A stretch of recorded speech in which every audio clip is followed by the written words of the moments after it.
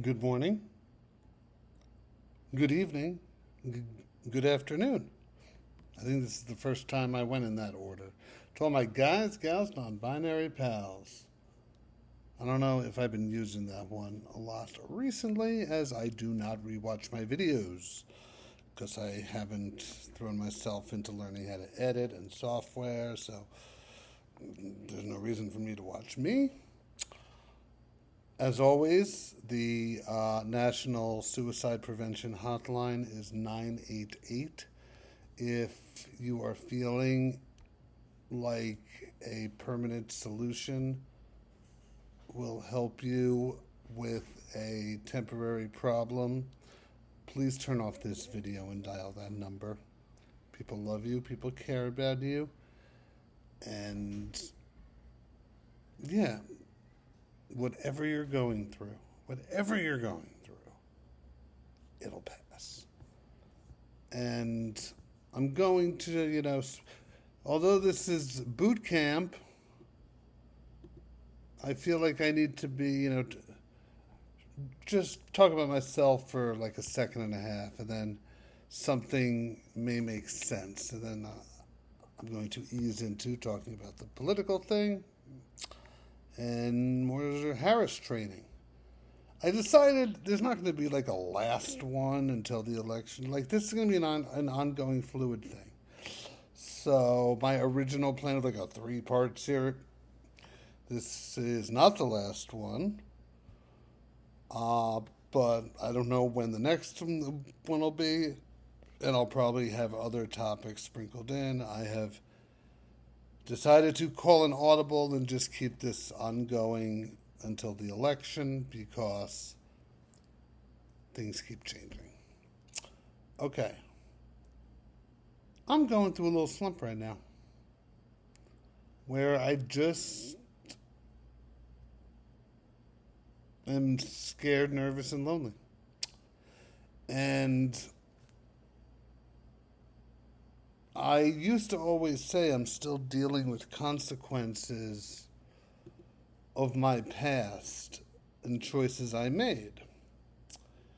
And that was true, but I don't think it's true anymore. I think all the issues that stemmed from my years of substance abuse have been rectified. Like, I'm so far removed from that. I'm dealing with consequences of having, and I'm not going to tell the whole story now, I will at a later date, of having a boss who just made a big mistake on something work related and threw me under the bus and basically just put it all on me. And I was new to the profession. And, let me stop talking around stuff. So, this guy was a joke of the legal community. He was a lawyer. I say was because I believe he is suspended right now. And no one took him seriously when lawyers talk to each other. However, I was also a member of a 12-step fellowship at the time. He had the exact opposite reputation there. There, he was a god. He could do no wrong. He would get flown all over the world to talk about how successful he was after he stopped doing drugs and got his life treatment. It was all lies. And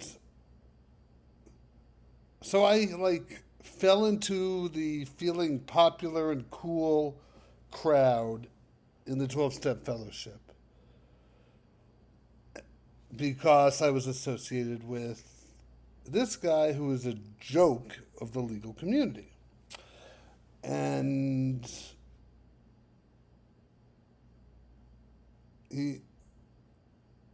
I knew it would happen, though. I am at fault.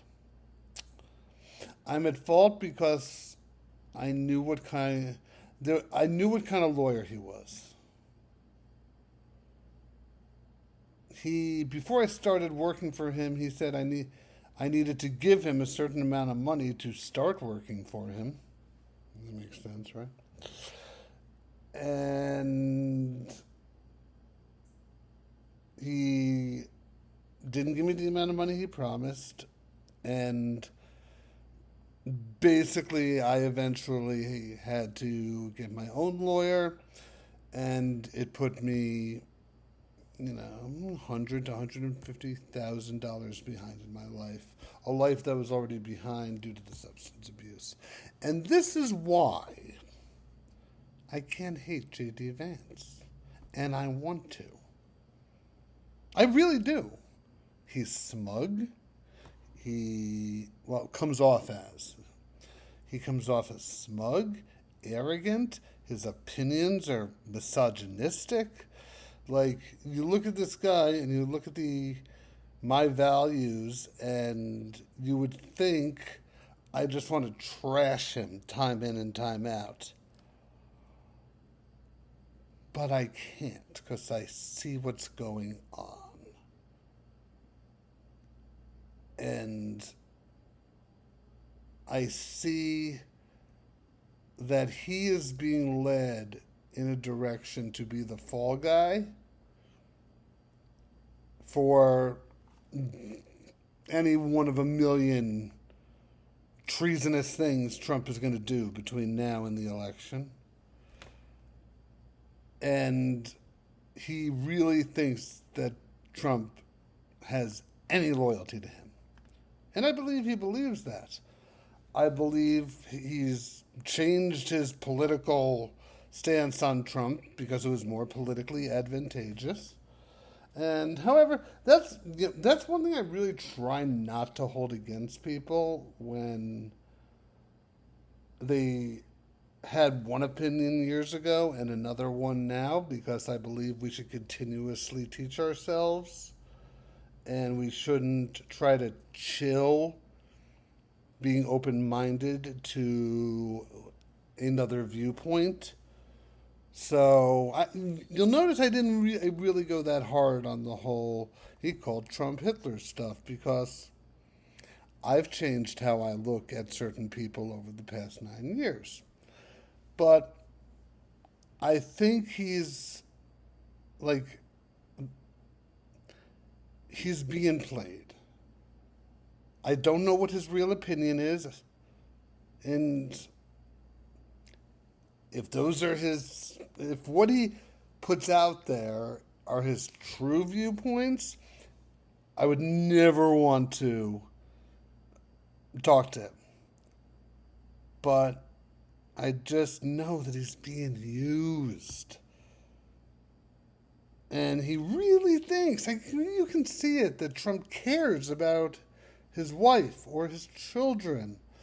Like, he's so smitten in a reality in which his existence is there just to eventually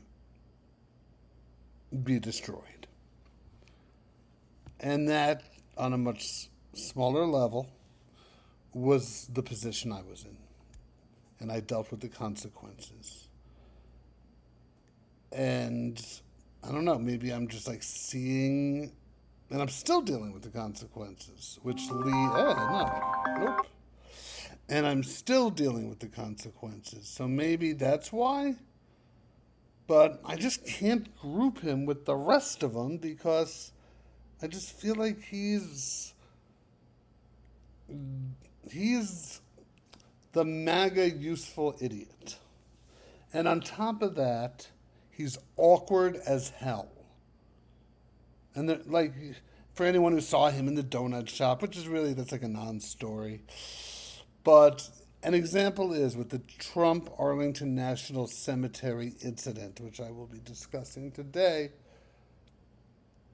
He talked to Trump. They gave him Trump or whoever he was talking to, gave him a completely fictional characterization of what happened. And then they threw him right on stage without even the chance to fact check. He probably wouldn't have.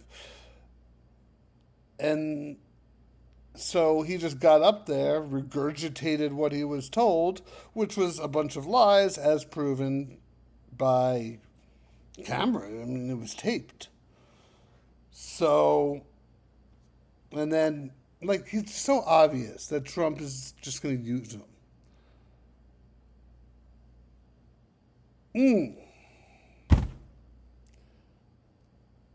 God, I wish he was a politician I liked.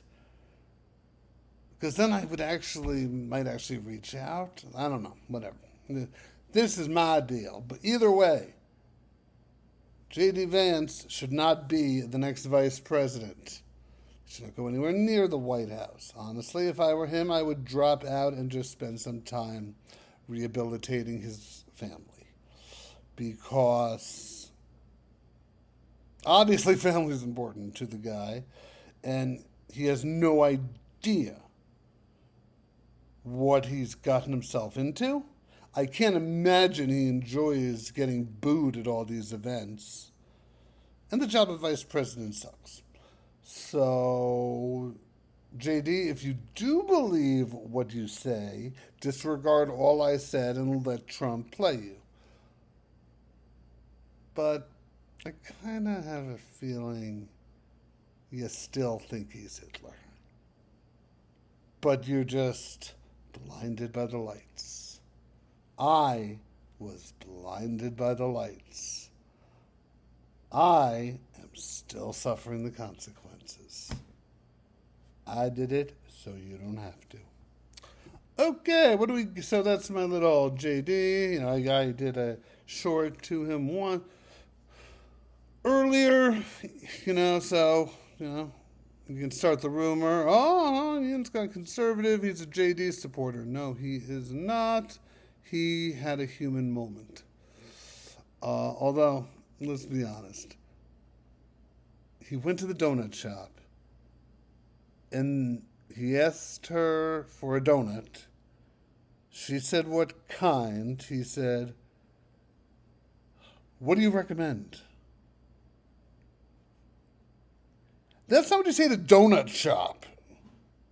That's like an elitist rich person restaurant thing. You ask the waiter. So there's elitism, there's misogyny, but I had a human moment and really felt bad for the guy. I disagree with not every, but all the political positions he has that I am currently aware of. I do not agree with. So, but I'm allowed to have a human moment. And if that makes me a conservative, it doesn't. Okay. When you're talking about the election, always emphasize. And this may be difficult for, honestly, white men. It's difficult for white men to talk about the issue of abortion. It's also difficult for white men to talk about the issue of racism. Because, I'm going to say because I am a white male, the issue of abortion has not affected me personally. Being a male, I have never been in a position where I had to make that decision. And to all of my knowledge, I have never been part of a fetus creating event. God, that just sounded stupid. I never knocked anyone up. That I know of. I did have a girl fake a pregnancy on me once, so I could buy her drugs. And it worked. But to my white males out there, these are issues that affect us. These are issues that, as long as we stay respectful and we listen more than we talk, we can be part of the conversation. One thing I've never accepted is you're not a blank, so you can't have an opinion on blank or talk about blank. That's nonsense. It is. I'm sorry. As long as something is kept respectful, conversations can always be had. So if anyone tries to say, you wouldn't know about that, be like, why not? Because I'm because I'm less than? Because I don't have as much skin in the game? If you don't have children, which is like the JD Vance line. No. Because I can love my country just as much as you do, even if you're the opposite everything of me. Because political preferences don't have a monopoly on patriotism. And that's a belief that Trump has tried to put in the country to keep us separated. That if you're not with me, you're with them. No, if you don't believe what I believe, that's absolutely fine. You're still my brother. You're still my sister. So, and I'm white, so I can speak about issues of race in the past from an academic perspective. Like statistics. But at the same time, listen more than you speak. Because I've been watching a lot of content creators, black content creators who support Trump. Because it's just a phenomenon that doesn't really make sense to me.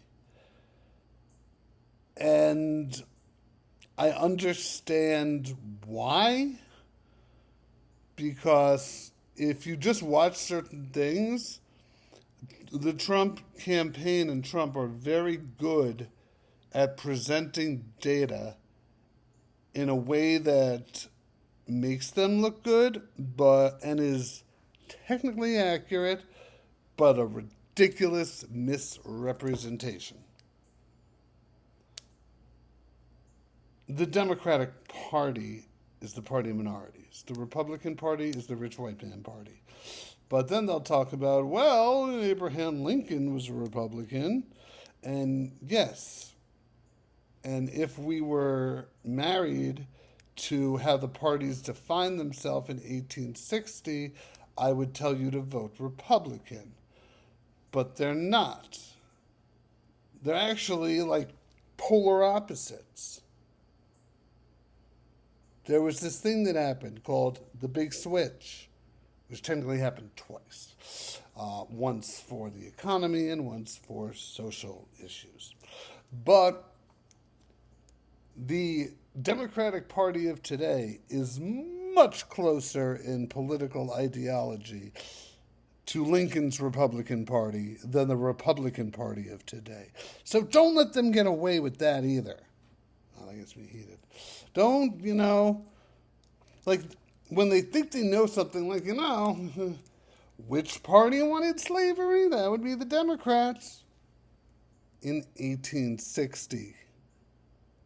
So we gotta pretend that nothing's happened since then to go with that logic. No.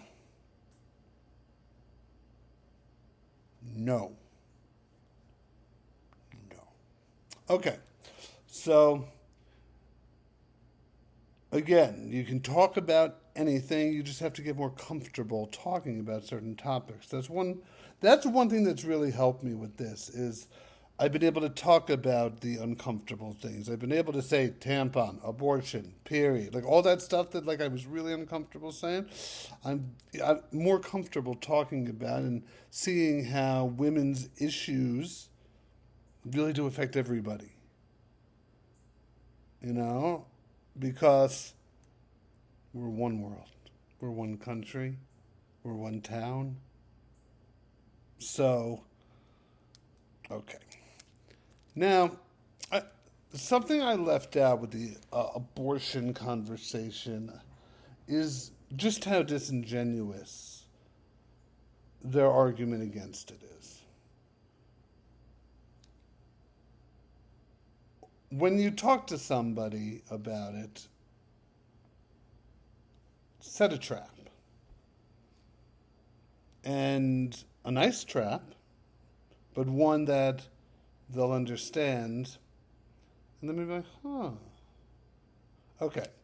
So, every other day, Trump is, I support, I got rid of Roe, I'm proud of it, to, I don't know about abortion, what's an abortion? Like, he has no actual opinion on anything. But one day he'll argue, yeah, it's states' rights. And people love saying that about abortion. States' rights. The state should be able to make that choice. And I wish the state let me bang my head against the wall every time I hear someone say states' rights. Because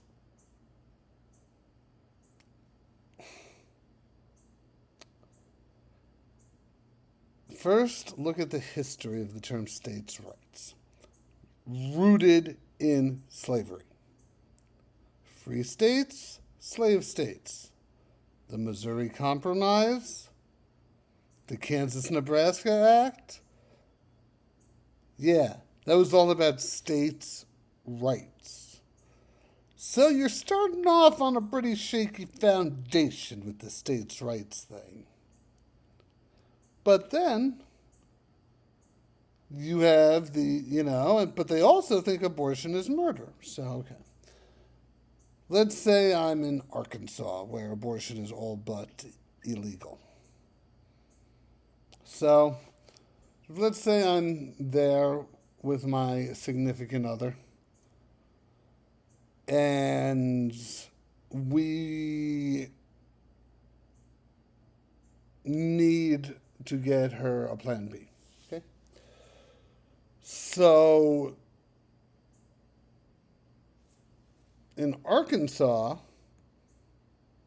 if we were to get one and she were to take it, we, under their morality, we just murdered somebody. Okay. Go a few miles to the next state over. This one I'm just making up because my geography is not that great. Louisiana. Okay? And let's I don't know what their abortion laws are, but I'm just going to, let's say 15 weeks. Okay, whatever. So we cross the border, and I guess that human has now unhumaned themselves, so we can go through with the procedure. But it's not murder anymore, because we're in a state, because of states' rights, where, it's legal. You can't make murder legal. So, it's not a human. But you better take that plan B before you drive back over to the border, because if you don't, it'll magically rehuman itself, and it would be murder. Do you see how stupid that sounds? Like, yes, states' rights for rights not mentioned directly in the Constitution. But wait a minute. Life, liberty, and the pursuit of happiness. And I strongly believe that being able to plan your family how you and your partner want is a right. I'll give my abortion lecture later. Why I actually think Roe was a very poorly written decision, but because it wasn't strong enough. Not because I'm anti-abortion, which I'm obviously not. I'm not pro-abortion. I'm pro the ability to determine when to have a child. So, I just think of that phrase and you drive over the border, rehumans, unhumans, rehumans, unhumans. I just came up with that. And also, you'll hear them throw out this gem of a term. The Democrats are for a post-birth abortion. Take a grammar class. That's not a thing. An abortion, by definition, is removing a fetus from the womb of the mother prematurely. Okay? So if it's already out of the mother and you take its life, that's not an abortion. That's murder because there's already a person. What they're talking about, is late-term abortions, of which I have never met a woman who had a late-term abortion because as a means of birth control, as Mike Huckabee used to say, because her life was on the line. One thing, I try to understand the other side, and for people who are religious and really think abortion's murder, who don't pull the states' rights nonsense argument, and that is their honestly held belief, I don't agree, but I can understand. But it's the hypocrisy. Because you don't really care. And this is not a good training video. I just realized this is me venting. But I'm still going to post it. Okay? So just be like, okay, and bring up these facts. Do it a lot better than I'm doing now. Because I guess I'm not doing too well. But let's vent, right? Okay. Now, you may have seen they've already started popping up these memes about Kamala Harris now supports the border wall. And she's stealing it from Trump. She's taken Trump's campaign. She wants the wall. Where did I... Okay. I'm going to tell you exactly what small nugget of information they took to then blow it up and present it in a way that has made it a lie. Like, if you present something in a way that'll just mislead, there's a point where it crosses the threshold and is just a flat-out lie. And this one is very close. Okay. We're going to have to go back in time for a little bit. So, anyone want to hop in the time machine? Okay. Let's go back to, I'm thinking, February 6th of this year, 2024. Okay? Congress meets. And one of the most conservative senators, Jay Lankford, asks if he could pen an aid package for Ukraine and Israel. Okay? Now, how politics works is the border hawks, the Republicans, said, okay, although Jay Lankford was a Republican, okay, but we want this, and this about the border. Jay Langford, who, keep in mind, is one of the most conservative Republicans in Congress, drafts the bill. Okay? I personally am not a fan of this bill because I think that we should make immigration as easy as possible. I believe that's, our diversity is our strength.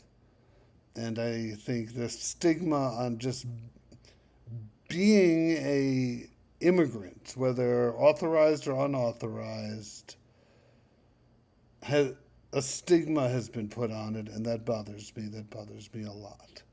So I'm not a big fan of Jay Langford because he's one of those, really conservative, more hot, all that stuff I really don't like. Well, that's him. Okay. But he goes and drafts this bill. Okay? This bill allocates money to Ukraine, Israel, and to the issue at the border. Okay? What did this bill do? Let me tell you. Okay? This bill was a $118.3 billion bill. Okay? 60 billion, to Ukraine, 14.1 billion to Israel, 4.83 billion to the Indo-Pacific region, 10 billion in humanitarian assistance for Ukraine, Israel, Gaza, amongst other places, 2.3 billion in refugee assistance inside the U.S., and 20.2 billion for improvements to U.S. border security, and 2.72 billion for domestic uranium enrichment. Okay? This bill allocated an extension of time to finish portions of the border wall that had already begun, but were stopped when the COVID-19 pandemic happened, okay? And so Jay Langford brings the bill in. They're ready to vote. And for some reason, at the very last minute, Mitch McConnell, the current minority leader of the Senate, pulls the bill. They had the votes before that, and he just pulled it. Almost simultaneously, Mike Johnson over at the House said it'll be dead on arrival. Ted Cruz, senator from Texas, said some stupid comment about the bill, and they had it on camera that he definitely didn't even read it because they handed it to the members of Congress, and a lot of them left the chamber to read it. Ted Cruz didn't leave the chamber, so they have him on camera to just definitively prove he didn't read it. But no, I have to get this quote. It's too good. It's too good. It's too good. Okay. What did he say? Yeah. But I just remember Ted Cruz border wall comment. Okay.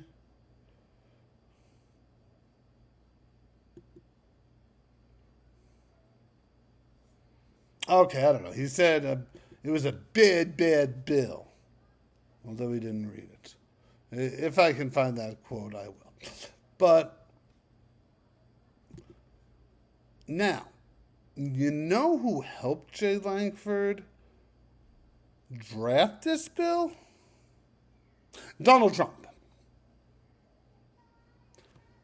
So Jay Langford brings it into the chamber, believing he has the votes, and Mitch McConnell pulls it. Wonder why? Happy you asked. Because Donald Trump, and he said this out loud, thought the bill was too good and would benefit Biden electorally, and he didn't want that. You gotta be kidding me. Like, all this guy does is complain, complain, complain. He's invited into the process, which former presidents never invited into that type of process. They get a bipartisan bill, and then he pulls it because he's afraid it's too good and will help his political opponent. Harris was going to vote for the bill. They knew this on February 6th. Now, granted, they didn't know she would be the candidate February 6th, but they have known that she has been on record saying she would vote for this bill, which extended time for border wall restructuring that had already begun. And they have decided that today was the day to roll that out into she supports a border wall. No. You see, like, that's the games they play. And those are the games that we're up against. And I'll say something petty to people, but I won't manipulate a statistic or lie about the details of a fact. Because then I lose credibility, and you would hope game over, but Trump, it seems like lion's in vogue recently, right? Okay, so I know that was complicated, but it just annoys me that it's just like, and then, let's be honest, most people posting these memes have no idea what they're talking about. And I really hope they don't vote. The next one that's been going around for a little while, and this one gets to me, is Kamala slept her way to the top. No, she didn't. I don't even know if I've told this story before, but I will save it for another day. But long story short, no, she didn't. But there's always a little truth in a misrepresentation. Okay, so whatever. Okay, I'll tell the story quickly. Jerry Brown was the mayor of San Francisco when she entered the DA's office, okay? At that point, he was married to Blanche Brown. He was a well-known womanizer. Well, I can't really say well-known. I wasn't there, but I've heard he got around. Kamala Harris came to, joined the office, and she worked in a different department than him, but it was still the same office, but he was not her direct supervisor. Willie Brown and Blanche Brown get legally separated, but not divorced. Legally. And that happened, they separated 3 years before Kamala entered the office. Kamala starts working there and enters into a relationship with Willie Brown. Did Willie Brown cheat on her? I don't know. I don't care. But they were in what she believed was a monogamous, not like that matters, but they were in a relationship which they were committed to each other. And although he was legally married, he was legally separated. And guess who knew about his relationship with Kamala Harris? Everyone. It was a public relationship. Who does everyone include?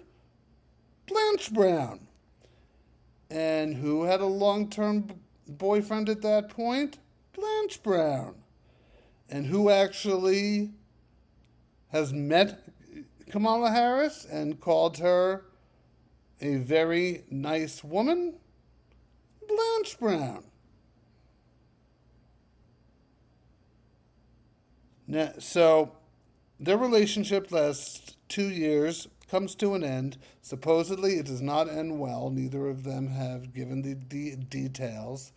But they're still mature enough to work under the same roof. And, if they, head nod, hi, hi. But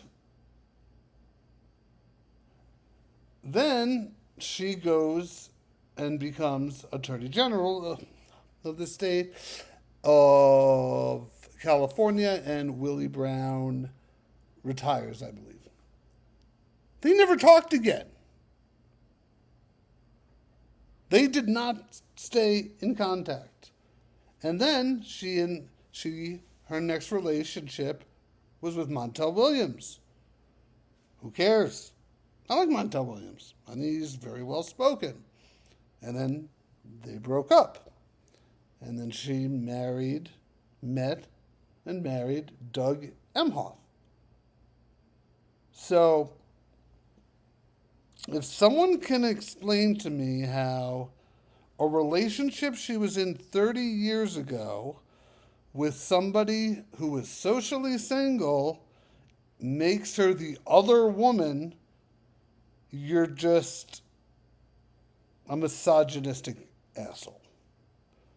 And you just think it's cool to say, oh, she slept her way to the top. And you know what? Even if she did, you're counted as Donald Trump, who has literally cheated on every person and thing he's ever come in contact with.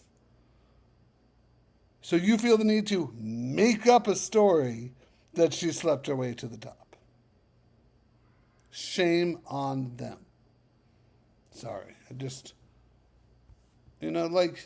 if what they said was true, I wouldn't care. But it's not. I am doing this. This is not even going to be considered a boot camp video. This is an Ian Complains video. There's also, you'll be seeing hitting the circuit soon, a brutal interview that David Pakman performed with Fred Trump III. Now, Fred Trump III has been going around and quietly been an advocate for children with developmental disabilities, because he has a son who has a developmental disability. He also, coincidentally, is Donald Trump's nephew. And they do not get along. And I have a little experience in not talking to my aunt, and he's opening up the floodgates now about the how, and this is actually Mary Trump's brother, but Mary Trump has been all over the place. There's nothing new she could say, because I've heard it all. Fred Trump III has a more brutal story about Trump's use of the N-word, Trump wishing death upon his epileptic son. I will repeat, wishing death upon his epileptic son. And that's just the start. It's an emotional interview, and you could tell he really didn't want to because he hasn't for 9 years while Trump's been doing all this stuff. But he just feels like enough already. And, that he just can't sit by and watch this country fall into the arms of the maniacal madman that is his uncle. And I think that's admirable. To want to lead a private life and then put yourself into the public for the betterment of your country is patriotic. Dropping out of a presidential election because you don't believe you can win. And if you don't win, the other person will destroy the nation you love is patriotic. Can anyone list anything patriotic Trump has done? He humps the flag. Which, I didn't even put this in my notes. I forgot. He's on like the whole flag burning kick again, where I'm gonna put anyone in prison for a year who burns a flag. I don't like flag burning. If I see someone burning a flag, I'm disgusted. It's not something I would ever do or engage in. But I also have a knowledge of our laws and how they work. And that the Supreme Court has more than once defined that as speech. So, although I find it repulsive and disgusting, it's a right that I will defend. Because what makes this country amazing is that in theory, rights shouldn't be subject to opinions. Because then, it would be a different set of laws for everybody. So while I find flag burning repulsive, it's your constitutional right to do it. And this isn't just me talking. This has been adjudicated time in and time out. Again, keep in mind, we live in a nation where the Army had to protect the Westboro Baptist Church as they protested soldier funerals, where they were chanting, "God hates FAGS." Do you think those soldiers wanted to protect them? No. But that's what freedom is. Freedom doesn't get to be selective. And that's what the Trumpers don't understand. Freedom applies to what you don't like, too. People have the freedom to do what you find repulsive. Because if everyone felt the same way, I don't even know how to finish that sentence. Okay, so I just wrote here, know who to argue. So, okay, what was this? Freedom, blah, blah, blah. Okay, yeah, so Trump and the flag burning. That's just an emotional play. That's just, I know that, people love the flag and has watched me hump it at CPAC. So I'm just going to say I'm going to put people who burn a flag in prison for a year, which the executive branch has zero authority to do. And even if they had the authority to incarcerate somebody like that, they'd be overturned within a day because the Supreme Court has spoken on this so many times. It literally wouldn't make it past a motion to dismiss. Boom. I don't think there's any police officer who would even want that arrest on their record because they know it's going to be an arrest that's going to not amount to anything. So it's just, that's solely emotion. Slowly playing on emotions. And it's not good. Last thing, we'll talk about what happened on Monday. See, I hate the fact that I have to talk about Trump as much as I talk about Kamala, if not more. But she's normal. And when someone's normal doing normal things, there's not as much to talk about. When every day, I have to turn on my phone. What did the mental patient do now? So, okay. Oh, NFRA. Okay. Yeah. This is what I said. I'm going to go back to the whole race thing. That, how I say I used to be uncomfortable to talk about race as a white person because I haven't experienced racism. Well, oftentimes when I bring it up, some say, "Oh, you're pulling the race card." No, I'm bringing up a point about race that's accurate. So, the I just learned about this organization.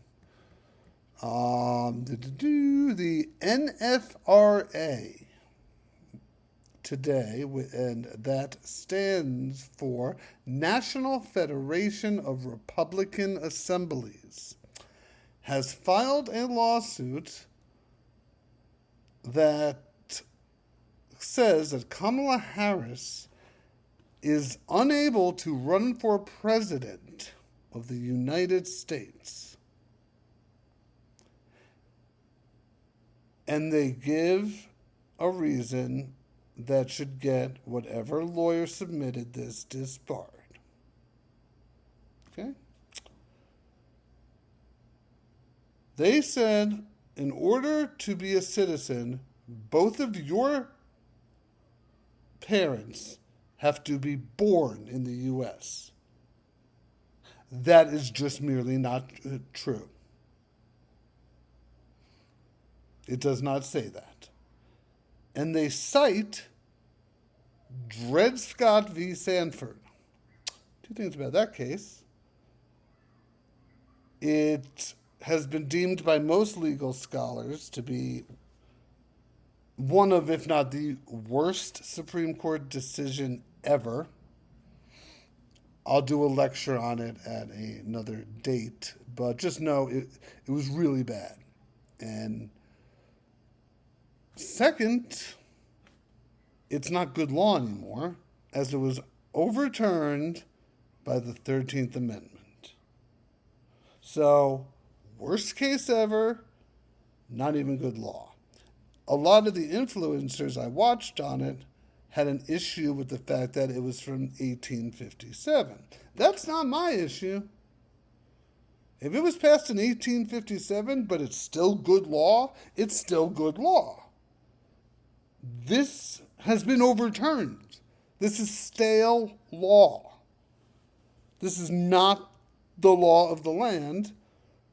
But even if it was, it doesn't apply to her situation.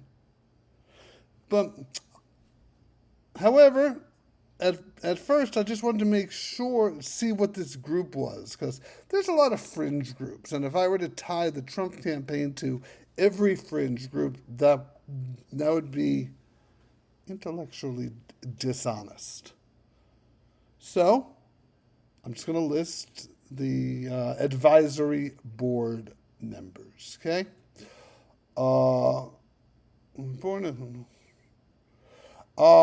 Members of the advisory board include Fox News contributor and former Ronald Reagan and George H.W. Bush policy director Jim Pinkerton, U.S. Senator Ted Cruz's father and advisor, the guy who Trump said killed Kennedy, John F. Kennedy, Rafael Cruz, Conservatives of Faith founder Bob Fisher, former Crisis magazine publisher and senior George H.W.